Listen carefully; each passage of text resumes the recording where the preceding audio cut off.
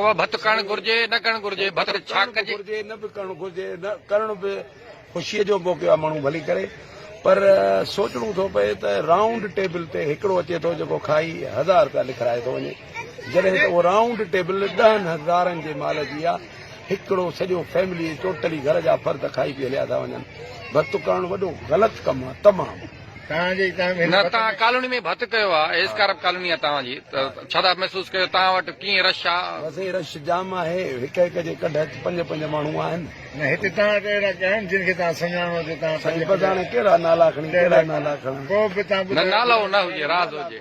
नालो राज़ हुजे पीरदादा कंपनी आहे हिते ख़ासि करे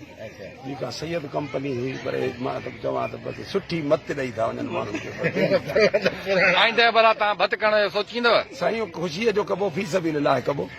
न्याणियूं श्याणियूं बचड़ा सभु ओड़े पाड़े वारा घुराए वाह वाह जेके दुआ कनि मुंहिंजो बि इहो ख़्यालु आहे जिन खे पैगाम कीअं था ॾियो भत पैगाम इहो ख़ुदा रा सभिनी खे पैगाम आहे त जेकॾहिं ग़रीब घुरबो आहे जेकॾहिं अमीर न आहे त भत न करे त सुठो आहे सुठो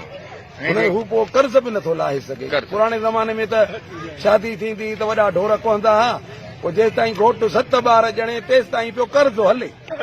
लहे ई कोन्हे हाणे उहो दौर कोन्हे हाणे नओं दौर आहे जदीद दौर आहे बसि हलंदे मानी खाराइण बाबा भॼाइण जान छॾियो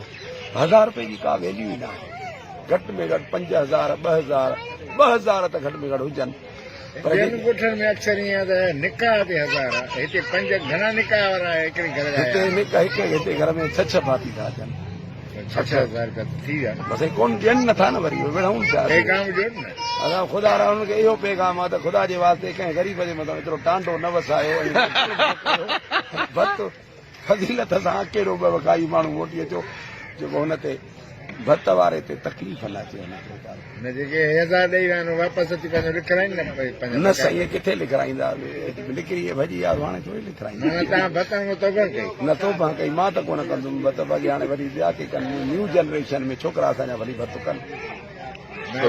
महिरबानी साईं साईं हुयो असांजो क़ाबिल एतिरा साईं नज़ीर हुसैन विसड़ो ऐं ॾिसो पिया हुनजो भत हुयो उहो हक़ीक़त ते हिन दौर में भत न करणु घुरिजे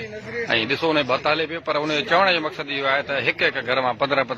अरिड़हं भाती आया आहिनि 7 ॼणा आहिनि जेके 1000 रुपया लिखाए मूंखे मथ ॾी विया आहिनि तो तंहिंजे लाइ थियणु ईअं घुरिजे त कारे ख़ैर में ऐं नबी सुनत बि आहे त तव्हां जेको भत कयो ऐं भत न कयो वलीमो कयो नबी सुनत आहे त तव्हां 2 देगूं 4 देगूं 5 देगूं जेकी तरह साप आहे दोस्त जॾहिं मिट माइट खाराए करे हलिया वञो ऐं महिरबानी करे साईं जो पैगाम इहो आहे त भत न कयो मूं भत में मत खाधी आहे ऐं त मां भत न कंदुमि मूंसां आशर वॾो आहे सो महिरबानी सभिनी दोस्तनि जी दुआनि में यादि कजो